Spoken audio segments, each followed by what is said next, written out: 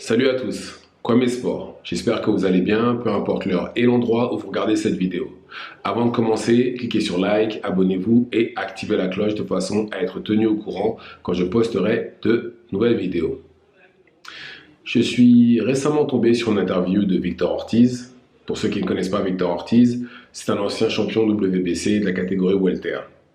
Il a combattu Floyd Mayweather, Marcos Maidana, Josecito Lopez, André Berto, Luis Collazo, bref, il a combattu Robert Guerrero aussi, bref.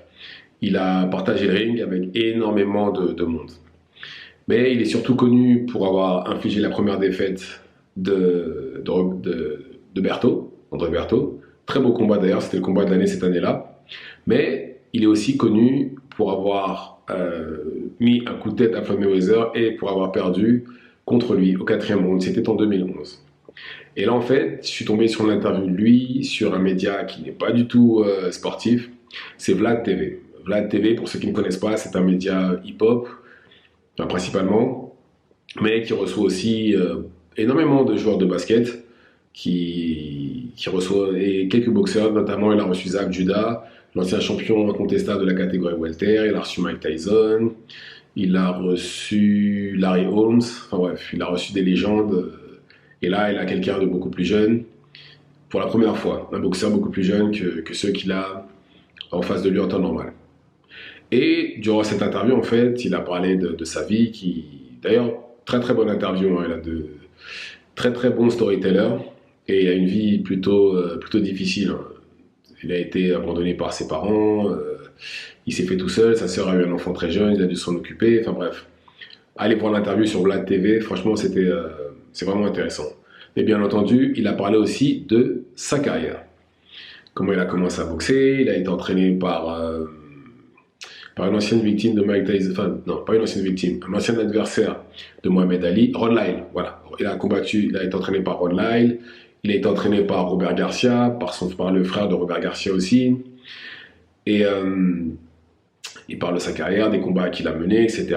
Mais le chapitre le plus long a été bien entendu son combat contre Floyd.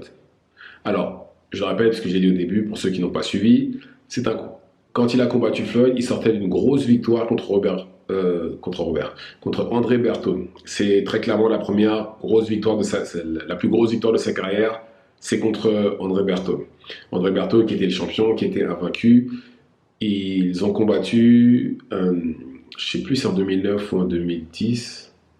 Ah, je sais plus. Enfin bref, ils ont combattu. En tout cas, leur combat, c'est le combat de l'année cette année-là. Il y a eu des knockdowns, des retournements de situation. C'était vraiment un gros combat, magnifique à voir. Regardez-le si vous ne l'avez pas vu.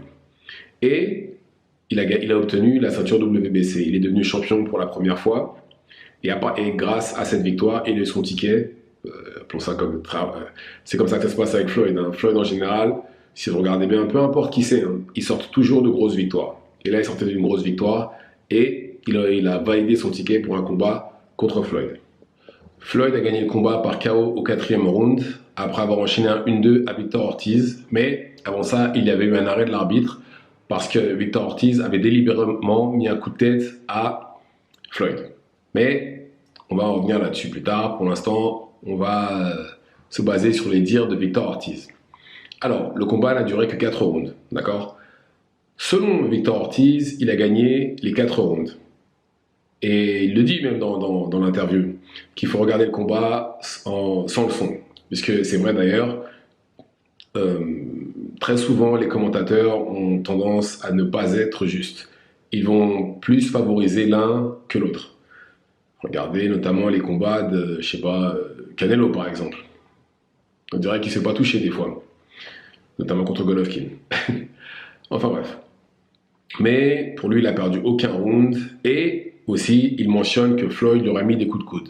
Ce qui n'est pas impossible. Et c'est d'ailleurs pas le premier à s'en plaindre. Ricky Hatton avait dit la même chose, qu'apparemment, il utilisait beaucoup ses coudes. Donc, c'est crédible. À aucun moment, il mentionne les coups de tête. Apparemment, il se serait plaint à l'arbitre, mais rien à faire. Et l'arbitre n'aurait pas non plus annoncé le fight, hein, une fois que le point a été déduit pour Victor Ortiz. il n'a pas annoncé fight et Floyd allait à l'abordage direct. Il a enchaîné alors qu'il n'était pas prêt. Alors qu'on voit très clairement l'arbitre faire signe, après je ne sais pas s'il dit fight, mais on voit très clairement faire signe à la personne qui gère le temps de repartir. Enfin, j'avais un peu de temps, alors j'ai regardé le combat, parce que ça va, c'est 4 rounds, c'est rapide, je me suis posé devant et j'ai fait ce qu'il a dit, j'ai coupé le son parce que très souvent ça peut influencer le public. Et nous aussi qui sommes derrière nos écrans. Et j'ai coupé le son parce que je voulais vraiment voir, en fait, vraiment regarder de mes propres yeux et voir s'il disait n'importe quoi. Alors, le premier round, très clairement, je donne à Victor Ortiz. Je trouve qu'il était beaucoup plus effectif, de bons enchaînements. Il n'a pas laissé le temps à Floyd de réfléchir. Il a pris le premier round.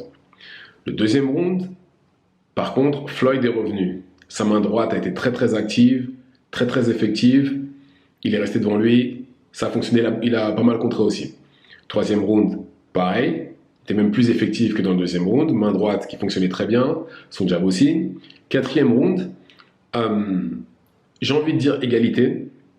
Égalité, mais vu qu'on lui a déduit un point, je pense que Floyd aurait quand même gagné le round. Mais c'est vrai que Victor Ortiz, à la fin, avant qu'elle arrête l'arbitre, ça commençait à fonctionner pour lui au niveau des enchaînements. Même si Floyd attrapait pas mal, mais voilà. Je pense qu'il aurait peut-être, vu qu'il lui a déduit le point, je pense que il aura sûrement, Floyd aura sûrement gagné le round. Mais en ce qui concerne les coups de tête, oui, non, bon, il n'a pas mentionné, hein, mais comme j'ai dit, on voit clairement, le premier round, il met des coups de tête. Il lui met des coups de tête, c'est flagrant. Deuxième round, non, il ne me semble pas. Troisième round, je suis pas sûr, mais quatrième round, oui. Avant même qu'il lui mette le gros coup de tête qui a fait qu'on lui a déduit un point. Donc, et ce qui s'en est suivi, c'est Floyd qui, une fois que l'arbitre les a arrêtés, dès qu'il a, bon, je ne vais pas dire dès qu'il a eu de tourner, mais dès qu'il a pu, il s'est vengé. Je ne cautionne pas, mais je comprends. Et je pense que c'est peut-être moi qui exagère, mais d'ailleurs c'est Vlad aussi l'a dit. Peut-être ce qui a énervé Floyd, surtout, c'est peut-être quand il est venu lui faire le bisou en fait. Parce que si vous regardez bien, il s'est excusé 12 000 fois après lui avoir mis le gros coup de tête, mais il lui a fait un bisou. Et c'est peut-être ça qui l'a énervé, qui a fait qu'il a mis KO dès qu'il a eu l'occasion. C'est peut-être ça, on ne sait pas. On ne sait pas. Mais après, pour les coups de coude, très franchement, je ne sais pas, parce que la façon dont il décrit les coups, c'est en fait, Floyd envoie un coup, il va vous rater, mais il y a le coude qui va suivre derrière. Non, le coude qui suit derrière, ça me paraît un peu trop. Ce serait trop flagrant en fait. Ce serait trop flagrant pour que l'arbitre ne le voit pas. Même si dans d'autres combats, on voit clairement qu'il utilise ses coudes même pour repousser ses adversaires. Mais là, en l'occurrence, non, désolé, on ne voit pas ça. Ou du moins, c'est peut-être moi qui ne l'ai pas vu. Mais en tout cas, non, je ne pense pas qu'il ait fait ça. Et donc, très franchement, je pense que Victor Ortiz, non, il a perdu. Avant l'arrêt de l'arbitre, très franchement, il y aurait eu 3-1, je pense, si le round était allé jusqu'à la fin, parce que clairement, il a perdu un point et c'était plutôt à égalité. Même si, comme j'ai dit, à la fin du quatrième round, ça commençait à aller très très bien pour Victor. Mais voilà. Et oui, après, en ce qui concerne l'arbitre, est-ce qu'il a dit fight ou pas, je sais pas. Je suis pas sûr.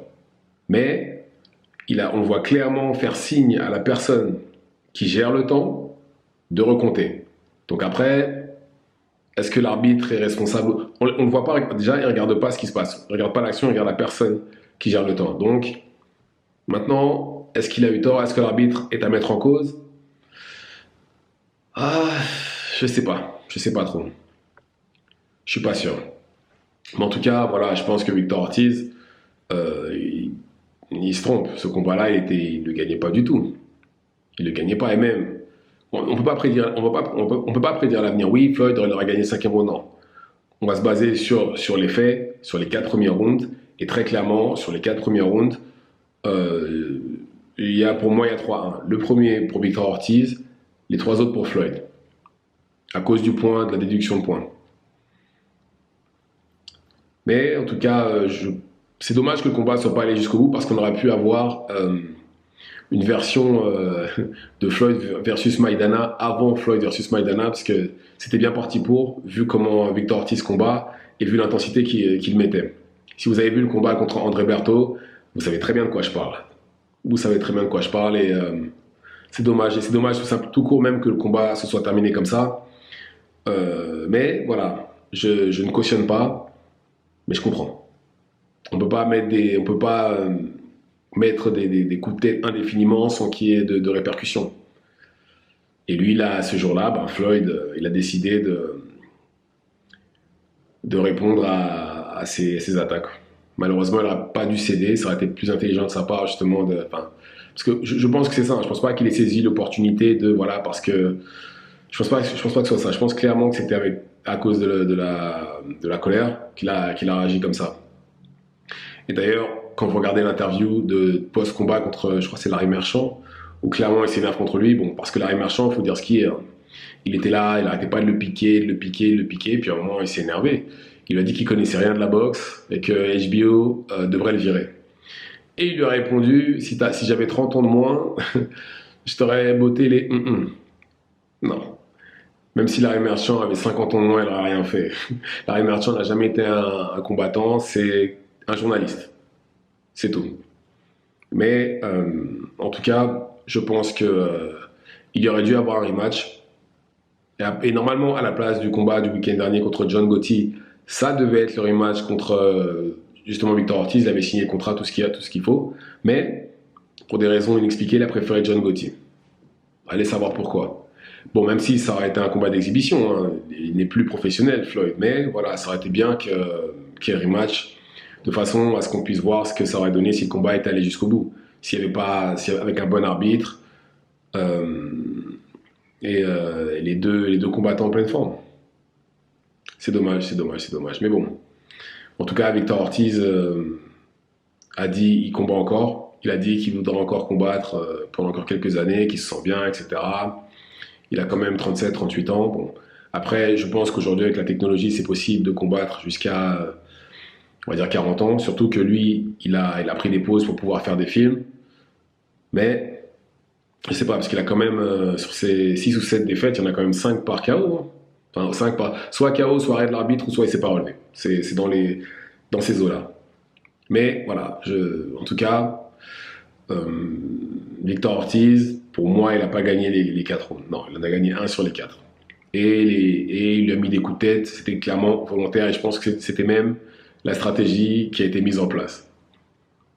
Il l'avouera jamais, mais je suis certain que c'est la stratégie, puisque dès le premier round, il le fait. Dès le premier round, vous regardez leurs échanges, je crois qu'au bout d'une minute, au bout même de 30 secondes, il commence déjà à lui mettre des coups de tête. Et puis, malheureusement, il a payé le prix fort, hein. Que voulez-vous. La prochaine fois, il saura qu'il ne faut pas recommencer. Donc voilà, dites-moi ce que vous en pensez dans les commentaires, activez la cloche de façon à être tenu au courant quand je posterai de nouvelles vidéos. Et c'est tout pour moi, ciao ciao.